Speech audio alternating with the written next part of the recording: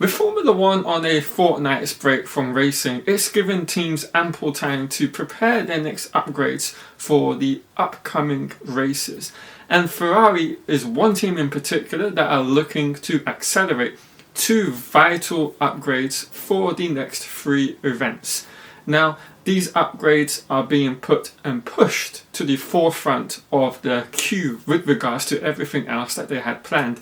In fact, they've actually gone ahead and actually postponed a whole raft of upgrades to make sure they can accelerate these 2 items in particular.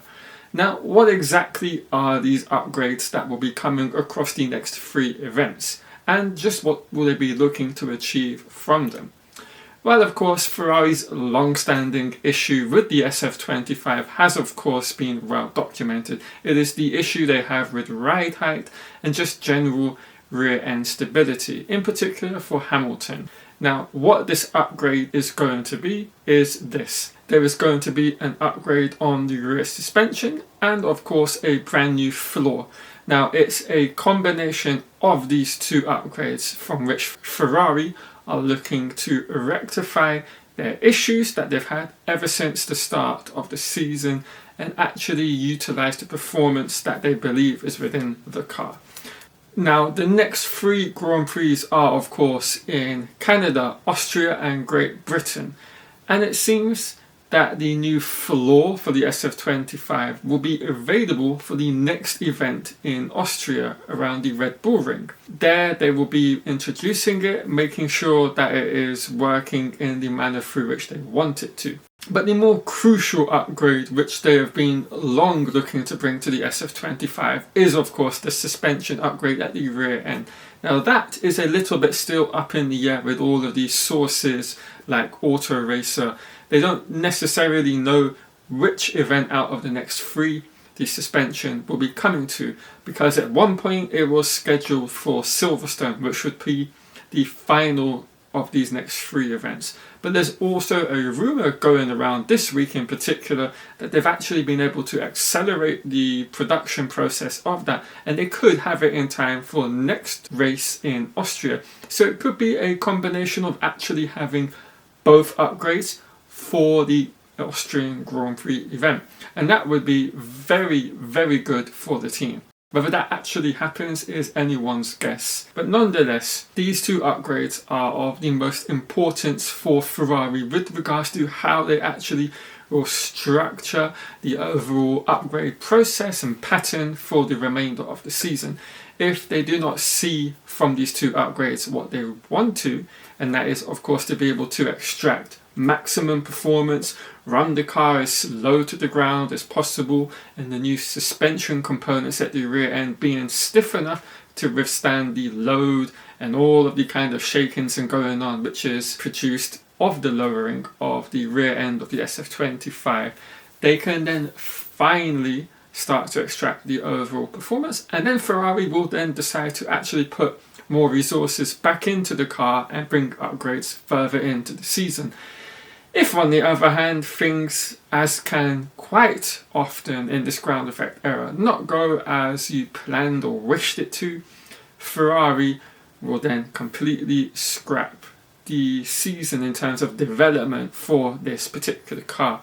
And I've also read and heard a rumour going around that internally Hamilton is strongly stressing that they actually do that. He believes they will not be able to rectify the problem with any sort of upgrade. And it is now also looking at some team members, some personnel within the Ferrari camp also believe that there is an inherent flaw. It's something they suspect is the case with the SF25, and no matter what they bring will essentially not allow them to utilize the full ability of the car that they have, because it's a structural problem and it would take a literal complete redesign, which is something you would do from one season to the next. And to me, at that point, if that is the case, just scrap the season, live with what you've got. If you have stuff already being manufactured, just produce it, put it on the car, and then that is that. And then just go racing with what you've got. The season is pretty much done and dusted. You will not be able to actually achieve anything from it. So it is going to be an extremely important couple of weeks in terms of whether they can accelerate both of these upgrades and get it onto the SF25 as quickly as possible.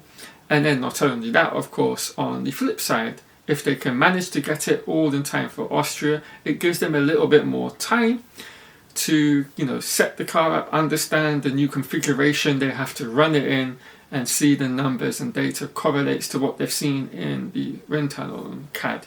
If it actually is successful, it would be quite amazing, I would think, potentially.